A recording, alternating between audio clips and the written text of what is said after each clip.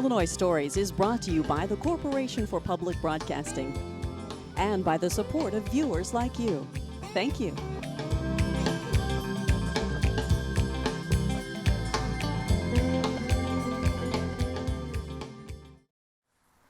Hello, welcome to Illinois Stories. I'm Mark McDonald in Jacksonville on the northwest side of town, where the newest addition to Jacksonville's Victorian homes has been restored. And when this was done last fall, when the tree limbs were raised, were cut back, the house was painted, there was a parade of cars here because in decades past, people had never seen what this house looked like because of the low-hanging branches. And as you can see now, it's most attractive. We've been here in Jacksonville with Michael Fuhrer before because he's done 12 or 14 restoration jobs like this. And he's going to show us this latest effort right here. Michael, it's gorgeous. Thank you. It is gorgeous. This is called, what, the Stewart House? It was built by Annie Stewart around 1882. And her and her husband Matthew immigrated to Jacksonville around 1850.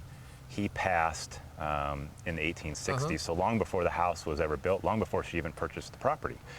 She bought the property in 1871. And again, the house wasn't built till about 10 years later. And there wouldn't have been anything out here. This would have been the only house out here, wouldn't it? This was farm ground, the original house to the area. And yes, in fact, it wouldn't have even been within the city limits at that time. So. Yeah. And this was traditionally, you think it was probably always a white house. When you saw it, it was white. Yes, before we bought it, it was white. And when they scraped the paint, we didn't really see any sign of anything else. So, how did you choose the colors that you have now? My wife, Leslie, found this color palette on a similar style house in New Orleans this past summer, and loved it, and so she did some research and figured out the color scheme, and here it is. Yeah, so. Yeah. You know, I mentioned earlier, the fact that you raised the trees. If we look at these big trees in front of the house and on either side of the walkway, you can see that those big limbs have been taken down, and as low as they are, yeah, you can believe that nobody ever really had a good look at this house. These trees have grown a lot in the last 120 years yes, or so. They have. They're good-sized trees, but getting some of the limbs off of them will not only help the longevity of the trees, but really enhances the beauty of the home. Yeah, well, it is gorgeous, and I assume you're going to let us walk around in there, and you're going to guide us through what you've done, like you have in the past, huh? Yep. Well, let's go take a look. Okay, sounds good. Thank you.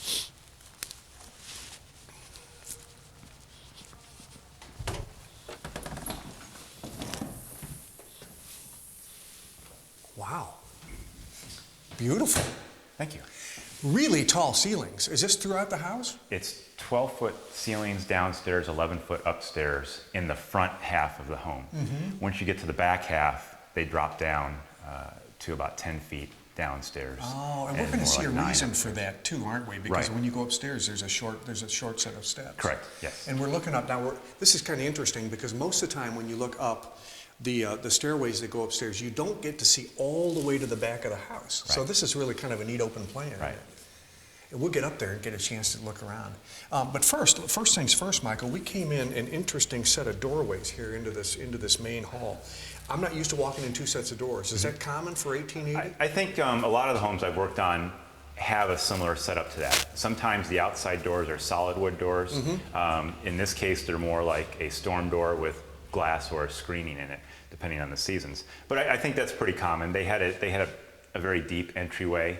I think it added to the grandness of the home and made it more inviting to people. It works for like being weather effective too, doesn't it? It's great for that. Yeah, great for that. Because you can keep that open if you want to. Sure. Or if you have let's people go ahead coming and going. Close it for now, so we can see that the doors. The doors didn't need a lot of work. These are original doors. They're original doors. They didn't need a thing. Just a little scraping and a good coat of paint.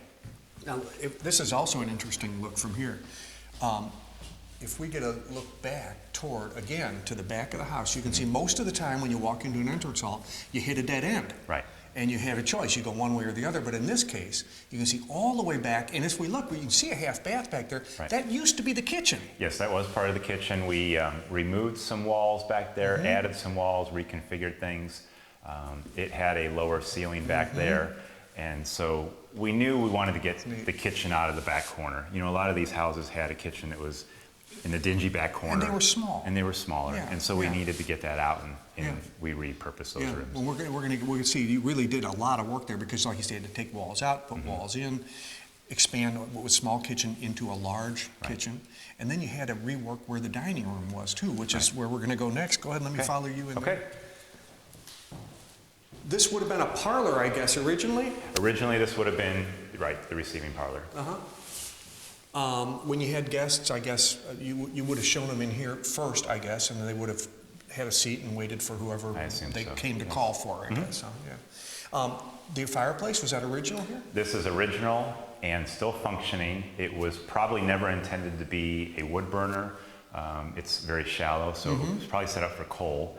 And I think it seems to be in good working order. I don't see any reason why you couldn't have a nice gas log burning in there and really add to the ambiance of the room. The mantle is original? The mantle's original. The tile's original? The tile is not original. We tried to mimic something that was there that was not in very good shape. It matches the outside of the house, doesn't it? Right. Kind of nice. The color is almost similar. You know what I like about your house is you collect these chandeliers and these lighting fixtures, and you know, well, someday I'll find a use for that. I know I'm going to find a use for that. You had this one, didn't you? We had this and quite a few of the other ones, and that's the case with a lot of the stuff we put in these old houses. We buy things we like when we see them, because if you wait till you need it, you know, you can't just go to the store and pick one up. So you don't know when you're going to find it. So you have to find it, you have to store it, and you have to envision what the possibilities for it could be down the road. And then it's kind of fun to go through your inventory sometimes and say, you know, I got a room that what would look good in there? And so you go search around and I have things I forget about. So it's like going shopping. There's going to be, the reason this light is so small or so low is because there's going to be a big dining room table here, isn't it? Right. This is going to be the dining room. It was the parlor, but it's going to be the dining room. It is going to be the dining room. Yeah. Okay, very nice. And this is you know, there aren't a lot of archways in this house, but this is a beauty right here with this bay window. There's only a couple of them, and this one's nice because it has the ornamental brackets underneath it, and they were here. It's not something we added. Wow. And they're made out of plaster, and so it just really sets off the room nicely. Very nice. Okay, let's bow our head here so we don't hit the chandelier. Now this room, I don't know, this wouldn't have been a bedroom, would it? On the ground floor? I don't know what the original intent for this room would have been. We're kind of calling it a den or an office of some sort, but would be a great guy room. You know, it's very masculine with the colors and the darkness of the mantle, and even the lighting, I think, is very masculine. So that's what I would envision this room as being. This mantle matches the one we just saw in there? Yes. Okay, so this was original, but you moved it. This wasn't a fireplace. No. As we'll see later on, there is a wall and a fireplace we had to remove on the other side of the home. And so, although this doesn't function anymore, we do have the aesthetics of the mantle being here. We were able to reuse it. You know, didn't let it go to waste. It stayed with the home. And so, it gave us also an opportunity to, a reason to put up a cavity box that in order to run mechanicals up through there along that wall and so forth as well. So it's got a double purpose to it. Right. Now you mentioned the original fireplace. That was in the room on the other side of the house. Yes. Let's go that way. Okay.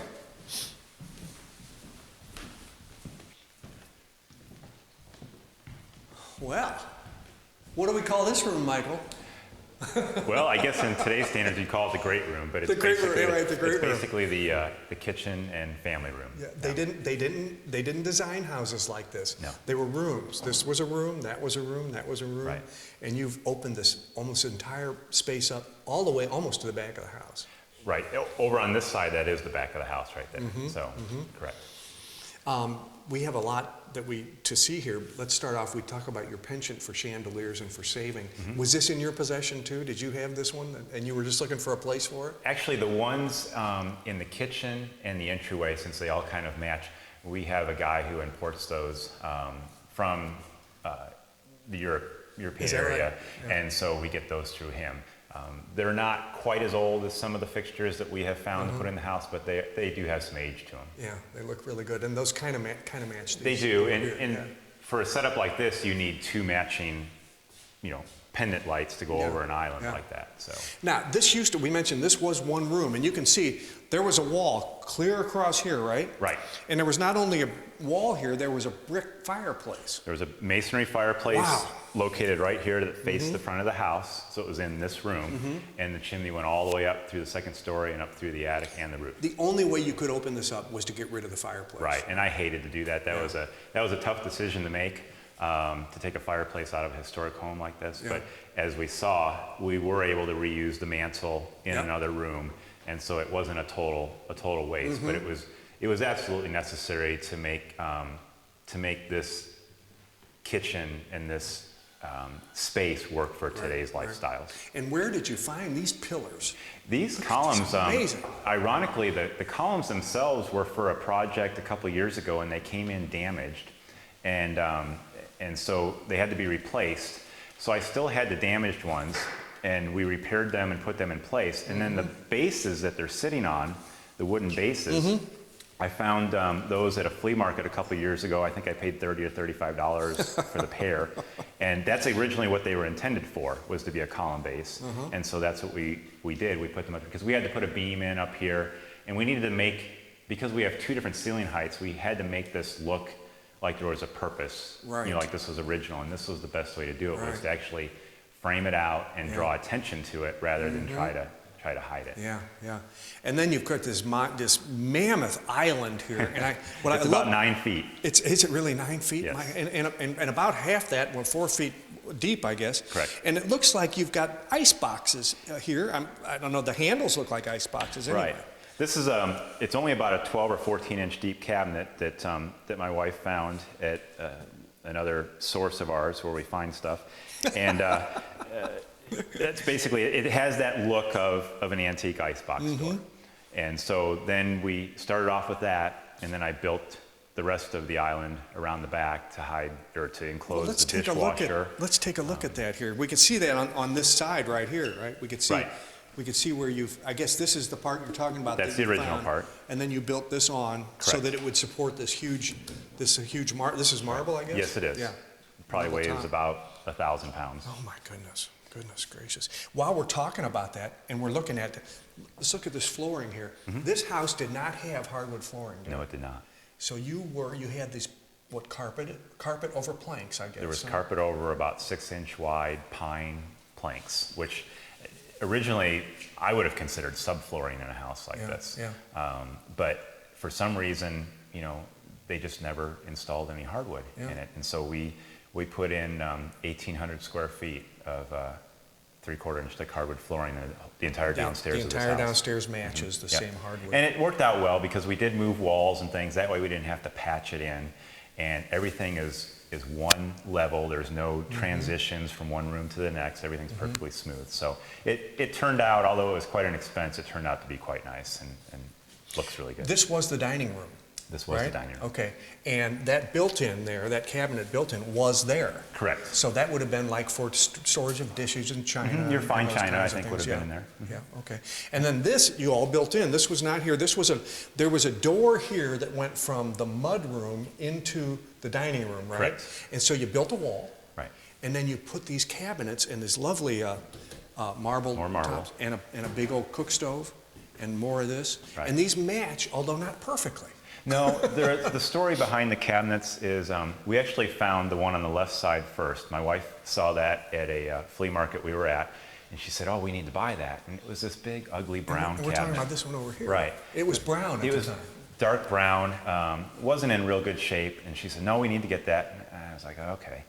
And I didn't really see it at the time, but turns out she was absolutely right, because a little bit later on, a couple months later, we found this cabinet. And this was really the nicer cabinet. This is the cabinet that had a wooden top that had this curve on it. This is the cabinet that had the mirror here and had the nice crown molding and the little brackets and so forth. So we had to rebuild the bases of the cabinets anyway to make them functional. And so we took the fronts off, built new boxes, put the fronts back on, and then we took that cabinet and manipulated it enough and added things to it to make them very similar but still Right. still independent of each other. Right, very nice work. One thing before, of course, we can now see this beautiful island from this side. You've got the microwave and I guess a small refrigerator or an ice maker, a dishwasher in there on this side. And then before we leave this room, of course, you had to cut this nook for the refrigerator out, didn't you? Right, yes. Where you had to cut that out because this room was a dining room and it wouldn't have had that. Right, and this opening was not here either, so so you had to create the opening. Okay, and one other flow. thing before we go here, this is a real addition. I mean, this thing really is cool. Where did this come from? Again, just another thing that we found in our treasure hunts, and my wife called me and said that she had found 2 of them. Guy had 2 of them, and so we bought both of them. And so now we have another one that we can use somewhere else. When you down the road. mount something like that, though, you don't take into consideration how heavy that thing must be. Mounting that must have been a real challenge. Well, not just mounting it, but building a structure that would support it. Mm-hmm. You know, there's quite a bit of structure in there to make sure it doesn't go anywhere down the road. Yeah. Okay, well, let's hope it doesn't go anywhere down the road. I don't think it will. Especially, boom. Right. Okay, let's go take a look in here. Okay. Okay, so Michael, now leaving the new kitchen, where the kitchen wasn't there at all, but that's where the kitchen is now. We get a chance to enter this long hallway, and as you can see all the way down, this is that view that you don't get in most houses, where the hallway, the front hallway goes clear to the back of the house. Kind of cool. It is neat. I think it makes the house more inviting when you come in the door, the front door, and it's just nice to be able to look all the way through to the back of the house, I think. And then all your rooms go off of that central hallway. You had a lot of work to do because what you wanted to do was you wanted to expand that kitchen. Right. And you wanted to move the dining room because that's where the kitchen was. So you had a lot of rearranging to do. This was all old kitchen where we are now. And these walls weren't here at all, right? Right. This one right here was, but everything that's out in here is all new. Okay, so the doorway we're shooting through right there, that wasn't a That was doorway not at there. all. No. That wall wasn't there. It was just an open corner kitchen here. Just an open kitchen. Okay. This was an entrance from the back porch. We call them a mud room. Right. Is that what they would have called it back then? I think so. Okay, place to put your muddy shoes and stuff, Right. your umbrella, your coat, hang your stuff. Interestingly, this would have been the entrance to the dining room, which is now the kitchen. Right. The door right there in front of us was actually in that wall, and so you came in this door, and you could not go through the doorway opening that's there now. You had to turn right and go into the dining room. Into the dining room. See, that's interesting because most people kept the dining room off limits to kids and stuff. So that would have been the back entrance to the house. This dining room had an outside door to it. It had a door from here that went to it. So there were lots of ways in and out of it, and again, even from the outside, which is unusual. And it's nice because you ended up with just the right number of old doors, right? Yeah, we didn't have to scavenge any doors like we do sometimes, so Cool. that was a relief. Sometimes it's hard to find That is great. those. Okay. And this was part of the kitchen too. What you've made it is a half bath. Yes. And that works really well because you can't have too many of those for sure. But those walls weren't there. That was part of the kitchen. That was part of the kitchen, and I think it turned out, terrific as a half bath and a great placement for it. And again, another old piece that we found for a vanity, and works out well. So real happy with the way it turned out. So what that leaves us with, what do we need? Okay, well, we have to have a laundry room. So For today's families, yes, we do. This is the subdivided kitchen, right? Yes, right. And you've got an outside entrance from here, which leads you right into the laundry room, which works out really good. Yeah. Okay, they'll be able to put their washer and dryer here. You also have and space stuff. for an extra refrigerator. We set it up for that next to the cabinets. It's just a big room. You could have an island if you need to in here for folding laundry, and I think it'll work out really well. Yeah, okay. Well, okay, so, and if we leave this way, we go into the man cave or the den or the office. Okay, let's go that way. Okay, Michael, because of this interesting floor plan, we find ourselves back in the front hall. You can get to the front hall from a lot of these places, That's one of the can't great things about the layout of this home. And we mentioned this a little bit earlier, this beautiful walnut railing and baluster.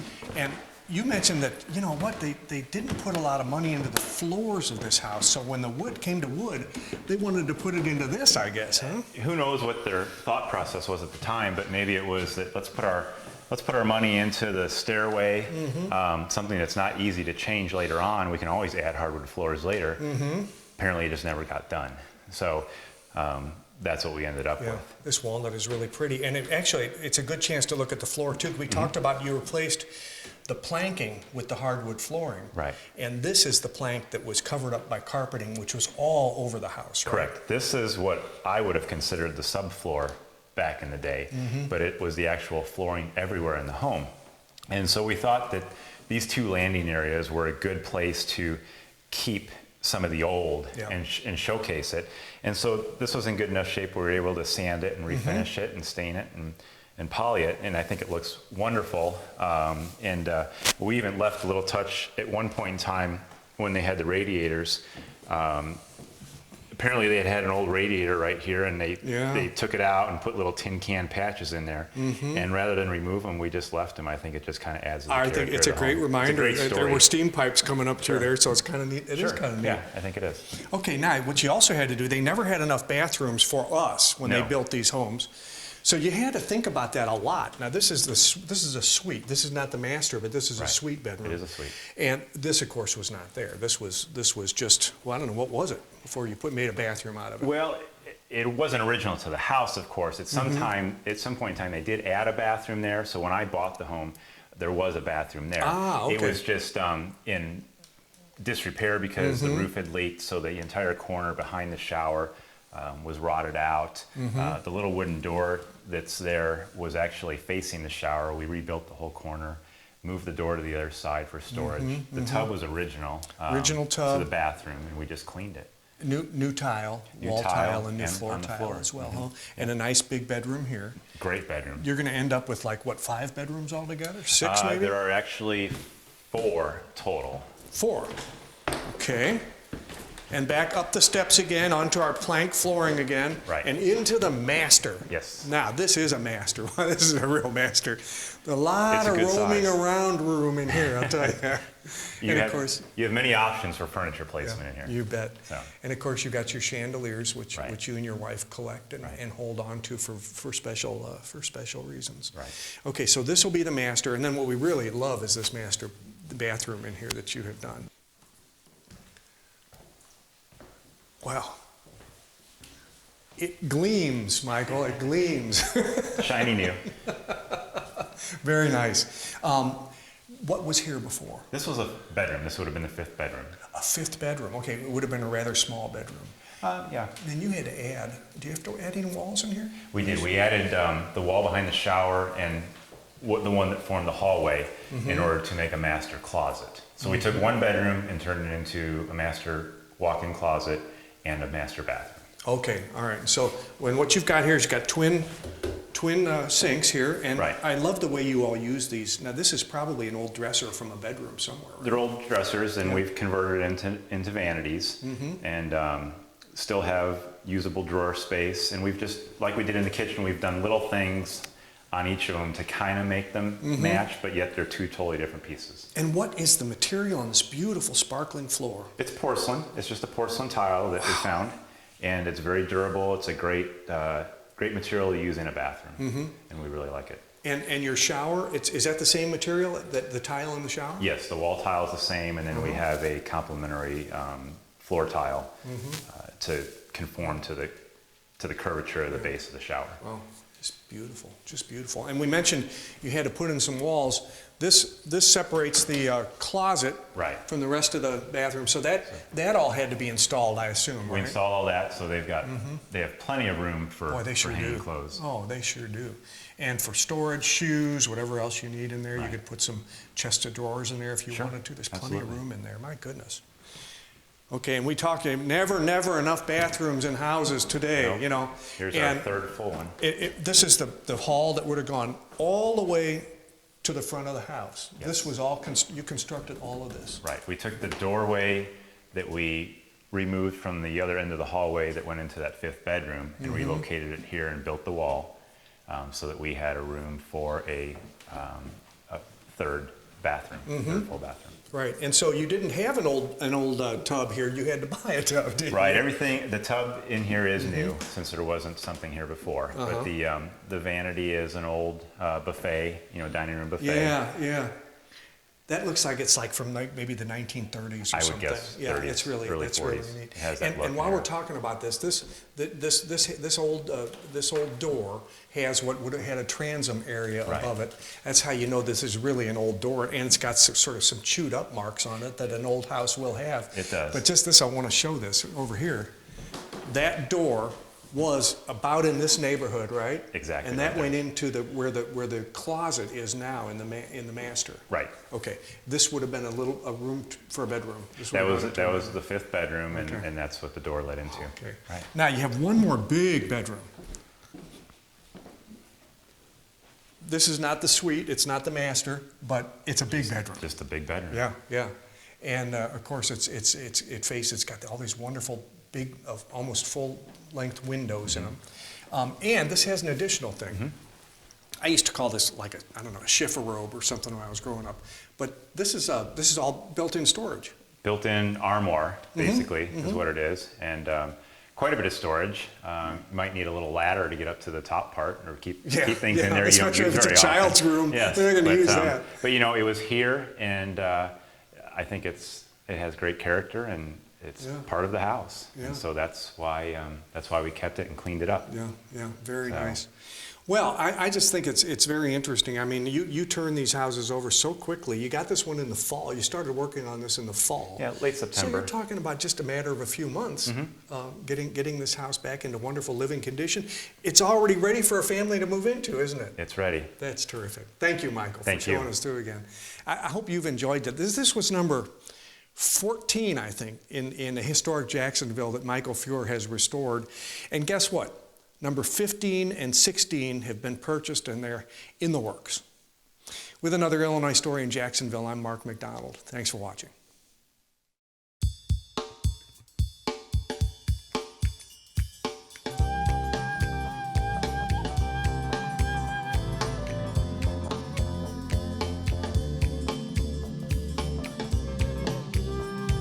Illinois Stories is brought to you by the Corporation for Public Broadcasting and by the support of viewers like you. Thank you. For a DVD copy of the program you've just seen, send $19.95 to Network Knowledge, P.O. Box 6248, Springfield, Illinois 62708. Be sure to include the program name, subject, and when the program aired. You can also order with your credit card by calling 800-232-3605.